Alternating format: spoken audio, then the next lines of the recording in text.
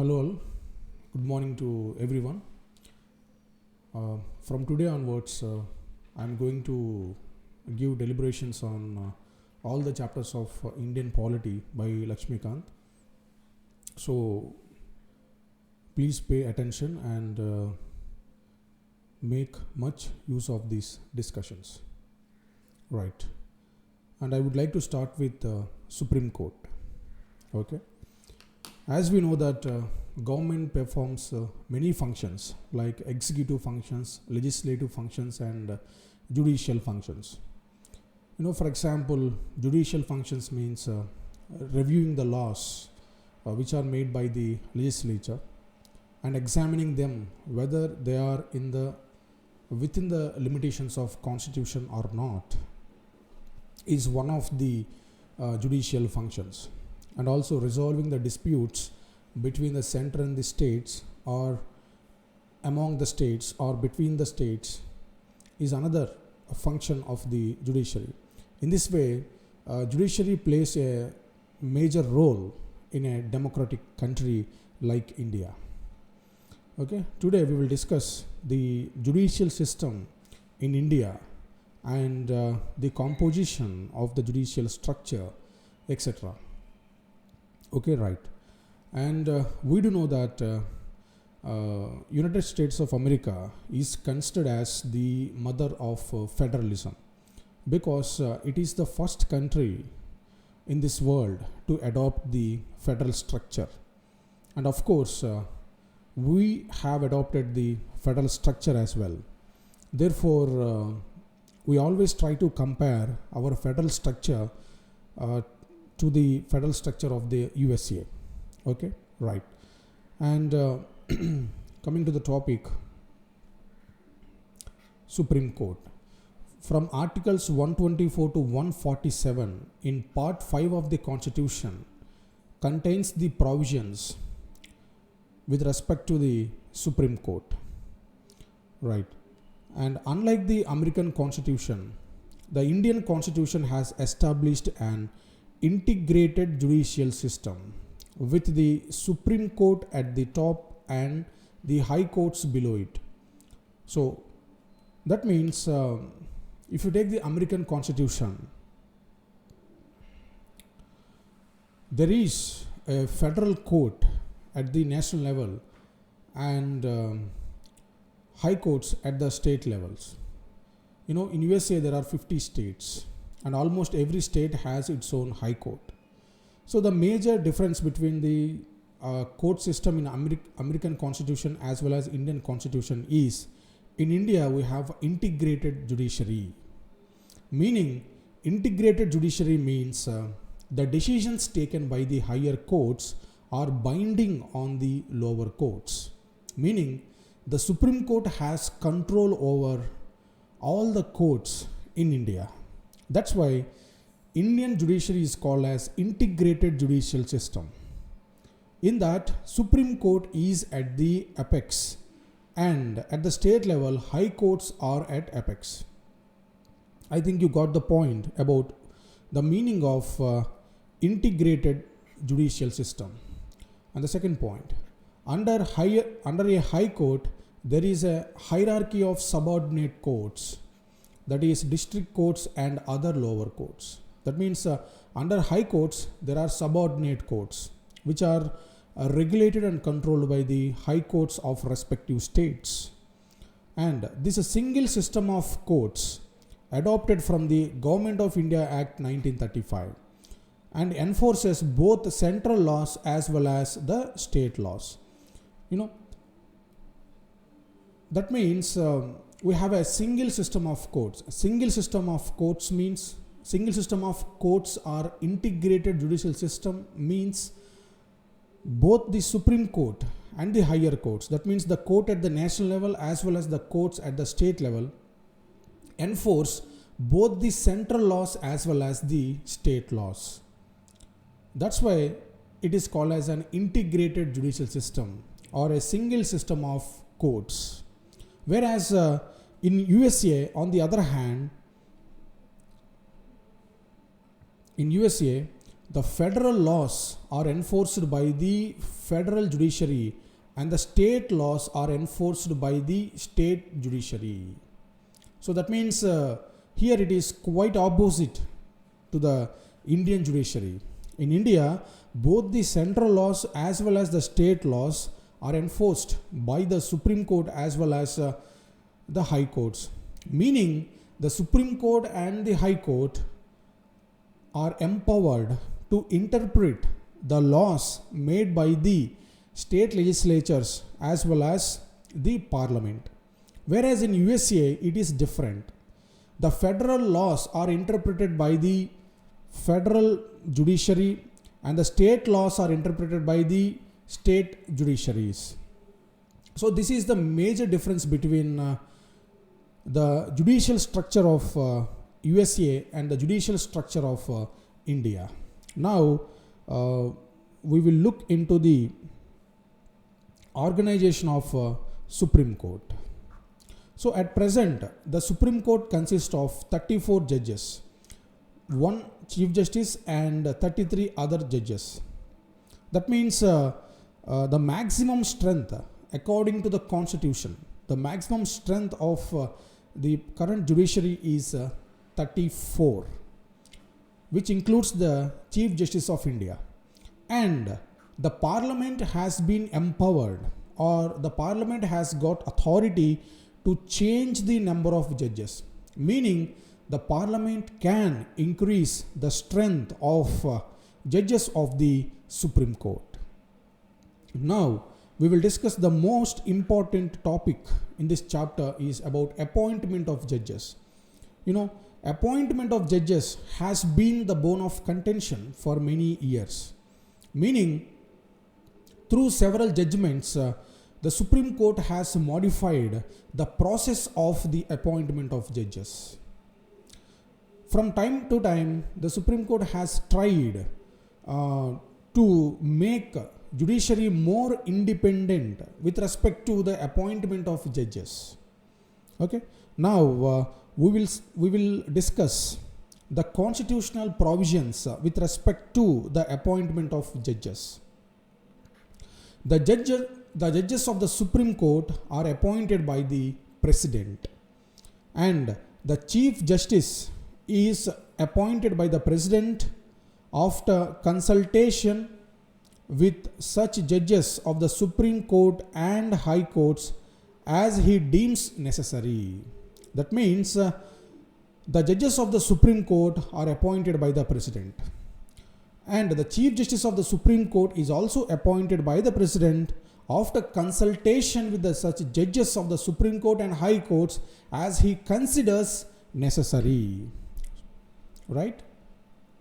And what about the other judges of the Supreme Court apart from the Chief Justice? The other judges of the Supreme Court are appointed by the President after consultation with the Chief Justice and such other judges of the Supreme Court and the High Courts as he considers necessary. And the consultation with the Chief Justice is obligatory. That means compulsory. The consultation with the Chief Justice is obligatory in the case of appointment of a judge other than Chief Justice. That means if the President is going to appoint the judges of the Supreme Court apart from the Chief Justice, he has to consult the Chief Justice of India in order to appoint the judges of the Supreme Court, and this is a compulsory part with respect to the President in appointments of the judges of the Supreme Court. And if you observe the word consultation, you know, there had been a lot of questions in the past about this word consultation. That means does consultation means concurrence, or does consultation means just exchange of views, right? These two questions had been discussed several times in the past, and of course Supreme Court had given its pronouncements with respect to this word called consultation. What are the two questions? The first thing is does consultation means concurrence, or does consultation means just exchange of views? You know, there are three famous judgments: the first judge case, second judge case, and third judge case. In these three cases, Supreme Court had pronounced its views on consultation.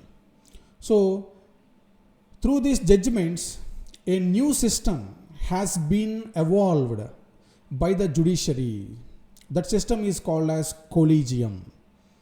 So, collegium system means it is the system of appointment and transfer of judges that has evolved through constitutional interpretations of Supreme Court rather than any act made by the Parliament.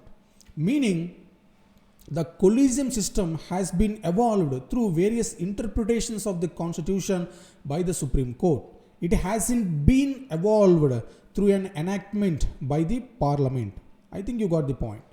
So, now we will understand how the collegium is evolved and what are the three famous judgments which has interpreted the meaning of consultation.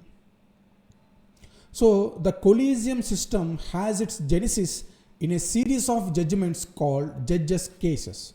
So, in the first judge case in 1991, the Constitution Bench, that means the Constitution Bench was initiated in order to interpret the meaning of the word consultation. Okay, the first judge case held that the term consultation used in the article 124 and 217 was not concurrence.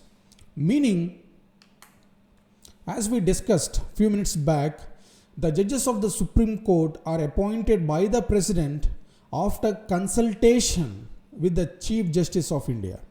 Here the question is whether the advice tendered by the Chief Justice of India is binding on the President or not. So in the first judge case, the Supreme Court held that the advice tendered by the Chief Justice of India is not binding on the President. So meaning, consultation means not concurrence. It is just exchange of views. So the first judge case has said that the executive is responsible, or the executive is powerful, or the executive can take its own decision with respect to the appointment of the judges of the Supreme Court, and the advice of the Chief Justice of India is not binding on the executive.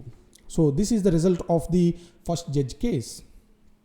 And again, this issue was not resolved, and again this issue came before the Supreme Court, and again another constitutional bench has been appointed.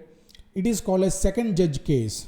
So in the second judge case, the Supreme Court had reversed the judgment of the first judge case. In the second judge case, Supreme Court held that the consultation means concurrence. That means the advice tendered by the Chief Justice of India with respect to appointment of the judges of the Supreme Court is binding on the executive. Here executive means President of India. And also the Supreme Court held that such recommendation, meaning the recommendation made by the Chief Justice of India, should normally be given effect. And also he has to consult two senior most colleagues. That means the acceptance of two senior most colleagues is necessary while giving recommendation to the President with respect to the appointment of judges of the Supreme Court. And also in the second judge's case, Supreme Court held that with respect to the appointment of the Chief Justice of India, the senior most judge of the Supreme Court should be appointed as the Chief Justice of India. You know, the Constitution hasn't provided the provisions with respect to the appointment of the Chief Justice of India. So in the second judge case, that vacuum with respect to the appointment of CJI has been filled. The Supreme Court held that the Chief Justice of India should be the person who is the senior most among the judges of the Supreme Court. Okay. And again in the third judge case in 1998, the Supreme Court laid down that recommendation should be made by the CJI and his 4 senior most colleagues instead of 2. That means in the second judge case, the Supreme Court held that the Chief Justice of India has to consult 2 senior most judges of the Supreme Court while tendering an advice to the President with respect to the appointment of judges to the Supreme Court. Whereas in the third judge case, the Supreme Court held that the CJI has to consult the 4 senior most judges before tendering an advice with respect to the appointment of judges to the Supreme Court, while tendering an advice to the President in this aspect. Okay, I think you got the point.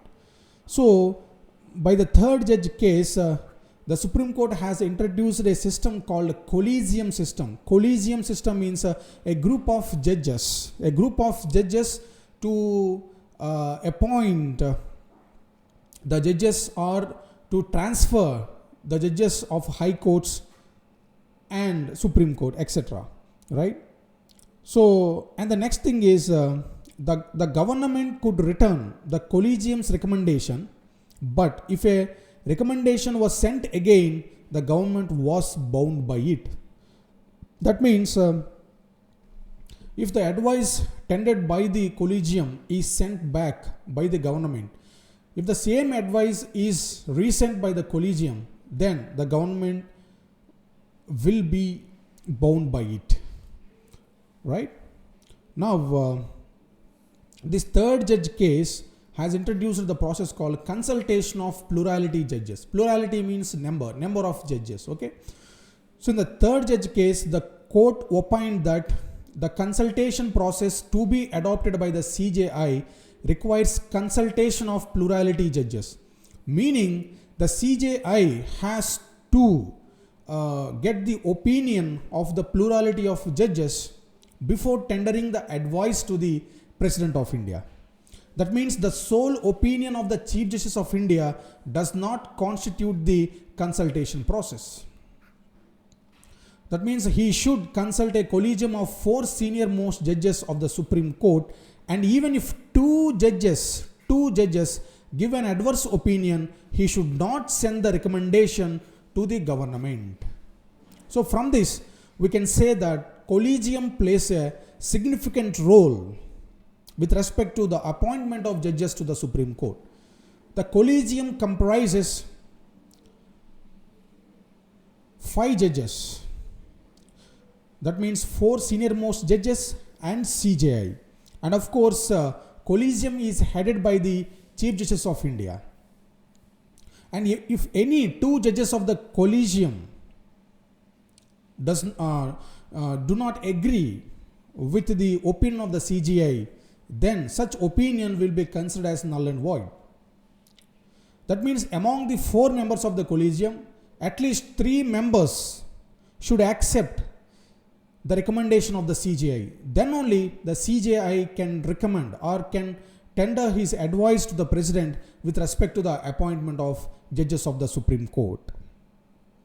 Okay, and also in the third judge case, the court held that recommendation made by the Chief Justice of India without complying with the norms and requirements of the consultation process are not binding on the government. I think you got the point. That means the Chief Justice of India, without consulting or without taking the opinion of the collegium, cannot recommend or cannot tender the advice to the President with respect to the appointment of Supreme Court judges. Okay. So, dear students, I think you understood the meaning of the consultation and the various judgments of the Supreme Court which have deliberated or which have explained the meaning of consultation. And the final point is the collegium system hasn't been recommended by the Supreme Court. So collegium system is the collegium system is introduced by the judiciary through various judgments. So the system has made judiciary independent with respect to the appointment of the judges, meaning the executive, the intervention or the interference of executive is not allowed, is prohibited with respect to the appointment of judges to the Supreme Court. And as a result, the collegium system has been criticized in a very wide manner, and the Parliament has introduced or has developed a new system with respect to the appointment of judges to the Supreme Court. Why? Because the executive or legislature is not allowed to intervene in the matters of appointment of judges, and the process of appointment of judges is opaque. That means it is not open to the public domain, meaning nobody knows how the judges of the collegium take decisions with respect to the judges of a Supreme Court, appointment of judges of a Supreme Court. Therefore, to increase the transparency in this aspect, the Parliament enacted a law which is called as National Judicial Appointments Commission, which is also called as NJAC, in 2014. And 99th Constitutional Amendment Act has been made in this aspect.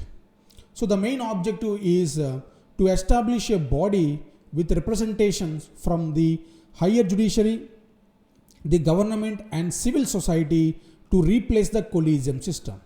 That means the main criticism about the collegium system is no transparency. Okay, and also this act introduced the transparency as well as it introduced the involvement of executive in the appointments of judges to the Supreme Court. However, Supreme Court pronounced this act as null and void, and the appointments of judges in the higher judiciary are done by the collegium system currently. That means the intervention made by the legislature to increase the transparency in the judicial appointments has been declared as null and void by the Supreme Court, meaning the judges themselves appoints the judges to the judiciary. Therefore, due to this, the separation of powers among the three organs have been strengthened further by the introduction of collegium system. Right? Now, we will look into the working of the collegium system. Okay, dear students, we will discuss the working of collegium system in our next video. Thank you very much.